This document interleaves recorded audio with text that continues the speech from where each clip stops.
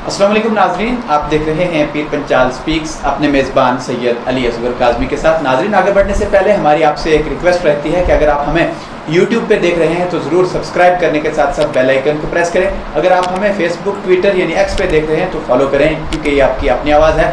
आप सबको मेरी तरफ से और तमाम उम्मत मुस्लिमा को ईद उल अज़हा की दिली मुबारकबाद। आज मेरे साथ कुर्बानी के हवाले से और कुर्बानी के जो बेसिक मसाइल हैं उन हवाले से बातचीत करने के लिए मौजूद हैं मौलाना अब्दुल वहीद अल मदनी साहब। मौलाना साहब, आपने अपनी मसरूफियत से हमें वक्त दिया, आपका बहुत बहुत शुक्रिया। शुक्रिया। मौलाना साहब, आपसे सबसे पहले मैं ये जानना चाहूँगा कि कुर्बानी वाजिब है या सुन्नत मौक़िदा है, नफल है, फ़र्ज़ है, क्या है? पहले ये आप थोड़ा जो है वो क्लियर करेंगे। बिस्मिल्लाहिर्रहमानिर्रहीम, अल्हम्दुलिल्लाहि रब्बिल आलमीन वल आक़िबतु लिल मुत्तक़ीन वस्सलातु वस्सलामु अला अशरफिल अंबिया वल मुरसलीन नबीना मुहम्मद व अला आलिहि व सहबिहि अजमाइन। कुर्बानी सुन्नत मुअक्कदा है, ये वाजिब नहीं न फ़र्ज़ है। ये सुन्नत मुअक्कदा है, जो भी इस्तिताअत रखते लोग हैं वो कुर्बानी कर सकते हैं। ये फ़र्ज़ नहीं है, सुन्नत मुअक्कदा है। मौलाना साहब, मैं आपसे ये जानना चाहूँगा कि ख़ास तौर से कुर्बानी के हवाले से जो है किन लोगों के ऊपर ये सुन्नत मौक़िदा जो है वो लाजिम है, कौन लोग जो है वो कुर्बानी करें? कुर्बानी हर इंसान कर सकता है, लेकिन उसमें जैसे कुर्बानी के जानवर के लिए ये ख़ास है कि वो बेऐब होना चाहिए, उसमें किसी किस्म का ऐब ना हो, यानी सिंग टूटा ना हो, टांग उसकी कटी हुई ना हो, टूटी हुई ना कोई हड्डी, कान ना कटा हो, इस तरह के जितने भी, या वो महंगा भी ना हो, बिल्कुल जो उसका दूर से लगता हो कि इसकी आंख में कोई बहुत बड़ी प्रॉब्लम है। इस तरह के जानवरों से नबी करीम सल्लल्लाहु अलैहि वसल्लम ने मना किया। जब हम जानवर में ऐब तलाश करते हैं कि अगर कोई ऐब है तो फिर वो कुर्बानी नहीं लगता है। तो अल्लाह रब्बुल आलमीन पाक है, इन्नल्लाह तय्यबुन ला यक़बलु इल्ला तय्यबा, कि अल्लाह ताला पाक है और वो पाक ही चीज़ को पसंद करता है, दूसरी चीज़ को पसंद नहीं करता है। तो उस एतबार से अगर हम पाक, साफ़ सुथरा, बेऐब जानवर देखते हैं तो फिर इसी तरह से कुर्बानी करने वाले के लिए भी ज़रूरी है कि वो भी बेऐब हो, वो कम अज़ कम नमाज का पाबंद हो और जो अहकाम है उनको मानने वाला होना चाहिए। बेनमाजी आदमी जो है वो कुर्बानी करे जो फ़र्ज़ नमाज ही नहीं पढ़ता है, और उसके लिए ये चीज़ है कि जो नमाज है वो बंदा मोमिन और काफिर के दरमियान फ़र्क करती है, और मोमिन की पहचान नमाज है। अगर किसी जगह दो गैर मुस्लिम और मुस्लिम खड़े हैं तो अज़ान होती है, जो मस्जिद की तरफ जाता है वो मोमिन है, ये पहचान है नमाज। तो क़यामत के दिन सबसे पहले जिसके बारे में पूछ होगी, जो इस्लाम का तौहीद के बाद सबसे पहला रुकन है, तो लिहाजा ये नमाज बहुत अहम रुकन है इस्लाम का। तो जो लोग नमाज को छोड़ते हैं फिर वो कुर्बानी करते हैं तो उनकी कुर्बानियाँ कहाँ कबूल होंगी? तो उसके लिए ज़रूरी है कि इंसान भी सूद, चोरी, चकारी, उसके बाद रिश्वत खोरी, हराम माल से बचने वाला होना चाहिए। हराम से वो पाक यानी कुर्बानी ना करे, पाक माल से कुर्बानी करेगा तो अल्लाह कबूल करेगा।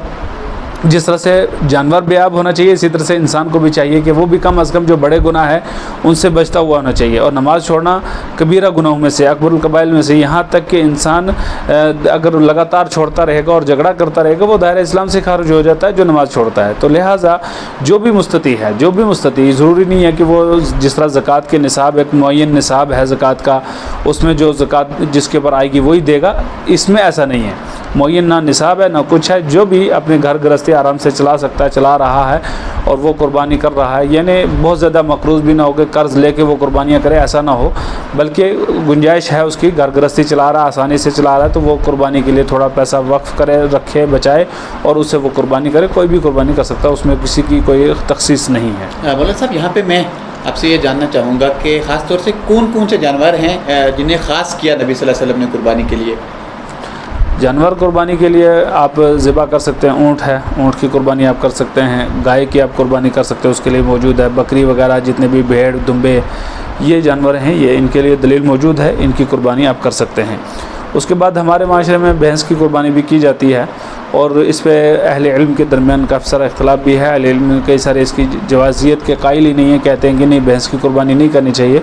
कुछ लोग हैं इसको गाय के ऊपर क़यास करके इजाज़त देते हैं कि कुर्बानी कर ली जाए भैंस की, तो जायज़ है, उसको गाय के ऊपर क़यास किया जाता है। तो लेकिन डायरेक्ट नस से सरीह न कुरान में मौजूद है न हदीस में मौजूद है जिसमें यह वाज़ेह लफ्ज़ में हमें भैंस के लिए कोई लफ्ज़ मिले, तो बस गाय के ऊपर उसको क़यास किया जाता है। यहाँ पे ये भी आप एक वाज़ेह करते हैं कि कुर्बानी के हिस्से जो हैं वो कैसे किए जाएंगे, और जो उनमें जो हिस्सा ले रहे हैं हमारे यहाँ और क़याम में ज़्यादातर 7 लोग जो हैं वो किसी बड़े जानवर में शरीक होते हैं, तो वो उन लोगों के हवाले से जो है वो कैसे होने चाहिए? 7 हिस्से बड़े जानवर में होते हैं और ऊँट वगैरह होता है तो ऊँट में 10 हिस्से हैं। تو حصے کے لیے یہ ہے کہ سارے لوگ ہم خیال ہوں، اچھے ہوں، اور اس میں جو بعد میں جھگڑا نہ ہو. اور خاص کر کے میں یہ کہوں گا کئی دفعہ ایسا ہوتا ہے کہ آپ سارے 6 لوگ اچھے موحد، نماز کے پابند، اچھے نیک لوگ ہیں، اور ایک آدمی آپ بیچ میں خراب گسیڑ لیتے ہیں. تو ایسا نہ کریں، بلکہ آپ ایسے آدمی کو بیچ میں جوڑیں اپنے ساتھ کہ جو اچھا آپ کی طرح نماز کا پابند ہے، نیک سیرت انسان ہے، اس طرح کے لوگوں کو، تاکہ سارے لوگ اس میں اچھے ہوں.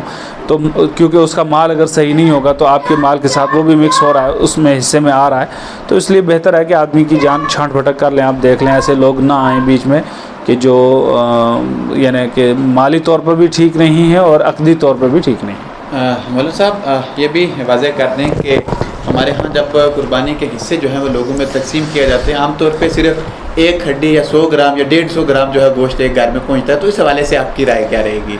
دیکھیے، قربانی نبی کریم صلی اللہ علیہ وسلم نے شروع میں جب قربانی کرنے کا حکم دیا تو اس وقت یہ بھی حکم دیا کہ آپ لوگ اپنے گھر میں قربانی کا گوشت جمع نہ کریں، بلکہ اس کو تقسیم کریں، کیونکہ اکثر لوگ غریب تھے اور بہت کم لوگ جو تھے وہ قربانی کر پایا کرتے تھے. لیکن جب لوگوں میں وسعت آئی، لوگ اکثر قربانی کرنے لگے، تو نبی کریم صلی اللہ علیہ وسلم نے اجازت دی کہ قربانی کا گوشت آپ اپنے گھر میں رکھیں، بچا کے اس کو ذخیرہ کر کے آپ کھا سکتے ہو. عموماً اس میں علماء جو ہے 3 حصے کرواتے ہیں، کہتے ہیں کہ جی ایک حصہ آدمی اپنے لیے رکھ لے، ایک حصہ اپنے رشتہ داروں کو تقسیم کر دے، ایک حصہ جو ہے وہ غریب مسکین محتاجوں میں تقسیم کر دے. لیکن میں یہ کہوں گا کہ اگر ہمارے معاشرے میں تقریباً ہر آدمی قربانی کر رہا ہے، جس کے گھر میں قربانی ہو چکی ہے، میرے حساب سے ادھر حصہ دینے کی ضرورت نہیں ہے. حصہ کہاں دینا چاہیے؟ جہاں پہ جو غریب ہے، مسکین ہے، جس نے قربانی نہیں کی ہے، اس کے گھر میں. اور ضروری نہیں ہے 100 گرام کا آپ لے کے 1 ہڈی اس کو دے کے تھما کے چلے آئیں، اس کو کلو 2 کلو آپ لے کے دیں. اس نے قربانی نہیں کی تاکہ اس کی عید بھی اچھی ہو جائے، اس کے گھر میں بھی گوشت پک جائے، اس کے گھر میں بھی تری بن جائے، اس کے گھر میں بھی اچھی خوشی ہو، اس کے بچے بھی کھائیں پیئیں. تو ایسے غریبوں کا آپ خیال رکھیں قربانی کے موقع پہ، جو کیا نہیں، کیونکہ قربانی کا مطلب ہی ایثار اور جذبہ ہے، ایثار ہے، اور غریبوں مسکینوں محتاجوں کو اس میں زیادہ خیال رکھا جائے. تو جو غریب ہیں، مسکین ہیں، جو نہیں قربانی کر سکے، ان کے پاس استطاعت نہیں ہے، جن کے گھر میں قربانی نہیں ہوئی ہے، تو ان کے پاس پہنچائیں. کچھ لوگ ہیں وہ استطاعت بھی رکھتے ہیں لیکن قربانی نہیں کرتے، تو ان کے گھر میں آپ نہ دیں، کوئی بات نہیں ہے. لیکن جو غریب ہیں، مسکین ہیں، محتاج ہیں، فقراء ہیں، ان کو آپ لے کے دیں. باقی اپنے رشتہ داروں کو آپ نے حصہ نہیں دیا تو ان کو ناراض نہیں ہونا چاہیے. کوئی ضروری نہیں ہے کہ اپنے رشتہ داروں کو آپ حصہ دیں، کوئی ضروری نہیں ہے کہ آپ اپنے اڑوس پڑوس والوں کو حصہ دیں، کوئی ضروری نہیں بالکل بھی. آپ غریبوں کو حصہ دیں اور زیادہ دیں، یہ نہیں کہ تھوڑا سا دے دیں بس، باقی وہ تاکہ اتنا سا دے دیا کہ اس کے ایک ٹائم کا کھانا بھی نہیں بن سکتا، اس پہ ایک آدمی کا کھانا صحیح سے نہیں بن سکتا، اتنا سا جا کے ہڈی تھما کے چلے آئے. تو اس سے بہتر ہے، یہ تکلفات کرنے سے بہتر ہے کہ ہم ان لوگوں کا خیال رکھیں جو غریب ہیں، مسکین ہیں، محتاج ہیں، ان تک پہنچائیں تاکہ وہ اس سے خوشی حاصل کر سکیں، وہ بھی اپنے گھر میں گوشت پکا کے کھا سکیں. اور باقی برادری میں اس میں نہیں پہنچے تو اس میں کوئی ضروری نہیں ہے، کیونکہ ہر انسان جس نے اپنے گھر میں قربانی کی ہے تو اس کے گھر میں گوشت ہے ہی. تو بہتر ہے کہ وہ کسی اور کے حصے کی انتظار نہ کرے، بلکہ اپنا جو غریبوں تک جہاں پہنچا سکتا ہے پہنچائے، باقی اپنے گھر میں موجود ہے الحمدللہ، شکر اللہ کا پڑھے اور کھائے. مولانا صاحب آخر پہ آپ سے یہ جاننا چاہوں گا کہ عید کی نماز کے حوالے سے جو ہے اس کا صحیح وقت جو ہے وہ کیا ہے، اور خاص کر کے یہ بھی ساتھ میں وضاحت کر دیں کہ نماز عید کے لیے خواتین کے بارے میں جو ہے وہ شرعی حکم جو ہے وہ کیا ہے.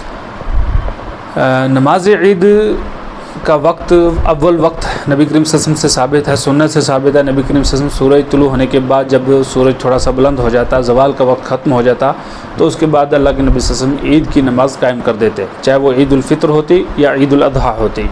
عید الاضحیٰ میں خصوصی طور پر اللہ کے نبی صلی اللہ علیہ وسلم نے زیادہ جلدی کی ہے، کیونکہ اس میں بہت سارا کام ہوتا ہے، بعد میں قربانیاں کرنی ہوتی ہیں اور لوگوں کی مصروفیات بھی ہوتی ہیں کئی قسم کی. تو اس اعتبار سے اللہ کے نبی صلی اللہ علیہ وسلم نے ہمیشہ اول وقت میں نماز عید ادا کی ہے، قائم کی ہے.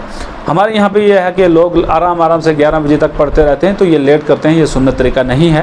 اللہ کے نبی صلی اللہ علیہ وسلم کی سنت یہ ہے کہ اول وقت میں، اور وہ ہے طلوع آفتاب کے بعد، سورج طلوع ہو جانے کے بعد جب زوال ختم ہو جائے تو اس کے بعد آپ کسی بھی وقت عید کی نماز قائم کر سکتے ہیں، پڑھ سکتے ہیں. اور اول وقت میں اللہ کے نبی صلی اللہ علیہ وسلم نے پڑھی ہے. تو نبی صلی اللہ علیہ وسلم کی اتباع کا مطلب یہ ہے، اتباع کا مطلب ہے پیچھے پیچھے چلنا. کس کے پیچھے؟ جس کی آپ اتباع کر رہے ہو اس کے پیچھے پیچھے چلنا، اس کے آثار پہ قدموں پہ قدم رکھ کے چلنا. تو نبی کریم صلی اللہ علیہ وسلم کی اگر ہم इत्तिबा करते हैं, दावेदार हैं अल्लाह के नबी सल्लल्लाहु अलैहि वसल्लम की इत्तिबा के, मुत्तबे अपने आप को कहते हैं, तो फिर हमारे लिए ज़रूरी है कि जैसे काम उन्होंने किया है वैसे हम भी करें। उनकी मोहर लगी होनी चाहिए हमारे अमाल के ऊपर, तो वो हमारे अमाल कबूल हैं, क्योंकि जो भी अमल करेंगे वो अल्लाह की रज़ा की खातिर हम करेंगे तब कबूल होगा, और नबी करीम सल्लल्लाहु अलैहि वसल्लम की सुन्नत के मुताबिक करेंगे तब कबूल होगा। ये अमल की कबूलियत के लिए दो शर्तें हैं कि एक वो अमल अल्लाह रब्बुल आलमीन की रज़ा की खातिर होना चाहिए, और दूसरा वो अमल नबी करीम सल्लल्लाहु अलैहि वसल्लम के बताए हुए रास्ते के मुताबिक होना चाहिए, तब जाके आमाल कबूल होते हैं।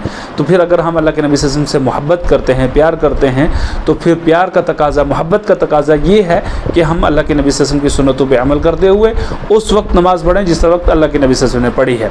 तो हम लोग दूर दराज से आते हैं, इस वजह से लोग आधा घंटा आगे कर लेते हैं सूरज तुलू होने के बाद, ये फिर चलो चलेगा, लेकिन बहुत ज़्यादा लेट करना, 11 बजे पढ़ना या 9, साढ़े 9, 10 बजे पढ़ना, वो बहुत ज़्यादा लेट करना ये बेहतर नहीं है। ये आ गया नमाज के वक्त के हवाले से। उसके बाद होगी ईदगाहें, जहाँ भी हैं ईदगाहें कोशिश करें कि ख़वातीन को वहाँ लेके जाएँ। अल्लाह के नबी सल्लल्लाहु अलैहि वसल्लम ने ख़वातीन को ईदगाह जाने का हुक्म दिया, कहा अब जाओ ईदगाह जाके नमाज में शामिल हो जाओ। और यहाँ तक अगर किसी खातून के पास पर्दा नहीं है, अल्लाह के नबी सल्लल्लाहु अलैहि वसल्लम ने फरमाया कि दूसरी की ओढ़नी में घुस जाए, दाखिल हो जाए और वो ईदगाह में पहुँचे, क्योंकि वो दुआ की कबूलियत का वक्त होता है, वहाँ दुआओं में मुसलमानों के साथ दुआओं में शामिल हो। इसी तरह से वो ख़वातीन कि जिन ख़वातीन को महीने का उज़्र होता है, हैज़ के अय्याम उसके चल रहे होते हैं, उसको भी हुक्म दिया कि तू भी जा सकती है, उसको भी इजाज़त दी कि तू भी जा, बल्कि जाना चाहिए, बेहतर है कि तू भी जाके दुआओं में शामिल हो जाए। इसी तरह से वो खातून कि जिसने बच्चा जन्म दिया है, अभी उसको नमाज कुछ दिन के लिए माफ़ है, उन दिनों में भी अगर ईद के दिन आ जाते हैं तो वो उसको भी हुक्म है कि तू भी जा ईद की नमाज में जाके शिरकत का। नमाज तो वो नहीं पढ़ेगी, लेकिन साइड में बैठ के फिर इंतज़ार करेगी, बाद में जब दुआएँ होंगी तो दुआओं में शामिल होगी। तो इस हद तक अल्लाह के नबी सल्लल्लाहु अलैहि वसल्लम ने एहतमाम फरमाया। और ईद के दिन अल्लाह के नबी सल्लल्लाहु अलैहि वसल्लम ने बाज़ाब्ता और मर्दों को पहले एक खुतबा दिया, ईद का खुतबा, तो माइक के सिस्टम मौजूद नहीं था, आवाज़ दूर तक पहुंचने का कोई ज़रिया नहीं था, इसलिए अल्लाह के नबी सल्लल्लाहु अलैहि वसल्लम ने मर्दों को वाज़ व नसीहत करने के बाद जाके अलहदा मुस्तकिल ख़वातीन को वाज़ नसीहत किया है। ईद के दिन अलग से खुतबा अल्लाह के नबी सल्लल्लाहु अलैहि वसल्लम ने जाके ख़वातीन को दिया। तो इसलिए हमारी ईदगाहों में ख़वातीन के लिए जगह होनी चाहिए, ख़वातीन को जाना चाहिए, दुआओं में शामिल होना चाहिए, ये उनका हक़ है। दीन के मसाइल सीखना उनका हक़ है। 5 वक्ता नमाज भी ख़वातीन जाके जमात के साथ मस्जिद में पढ़ सकती हैं, जुमा पढ़ सकती हैं, ईद की नमाज़ पढ़ सकती हैं। तो ख़वातीन का ये हक़ है, उनको मना नहीं करना चाहिए, अल्लाह के घरों से, ईदगाहों से मना नहीं करना चाहिए, रोकना नहीं चाहिए। जहाँ हमें रोकना चाहिए, जहाँ हमें मना करना चाहिए, वहाँ हम रोकते नहीं, मना नहीं करते हैं, लेकिन जहाँ नहीं करना चाहिए वहाँ रोकते हैं हम औरतों को जाने से। तो दीन सीखना सिखाना उनकी भी ज़िम्मेदारी है, लिहाजा ख़वातीन को ईदगाह जाना चाहिए। और अल्लाह के नबी सल्लल्लाहु अलैहि वसल्लम की सुन्नतों से यही साबित है। ख़वातीन अल्लाह सहाबियात अल्लाह के नबी सल्लल्लाहु अलैहि वसल्लम के ज़माने में आती थी, अल्लाह के नबी सल्लल्लाहु अलैहि वसल्लम के साथ नमाज़ पढ़ा करती थी। जी मौलाना अब्दुल वहीद साहब, आपने अपनी मसरूफ़ियत से हमें वक्त दिया, आपका बहुत बहुत शुक्रिया। जी नाज़रीन, इस हवाले से अगर आप भी कोई अपना सवाल पूछना चाहते हैं तो कमेंट बॉक्स में ज़रूर आप अपना सवाल पूछें, तो इंशाअल्लाह मुस्तान एक मरतबा फिर मौलाना साहब से हम वक्त लेकर के जो है आपके सवालात के जवाब ज़रूर आप तक पहुँचाएँगे। तब तक के लिए मुझे दीजिए इजाज़त। अल्लाह हाफ़िज़।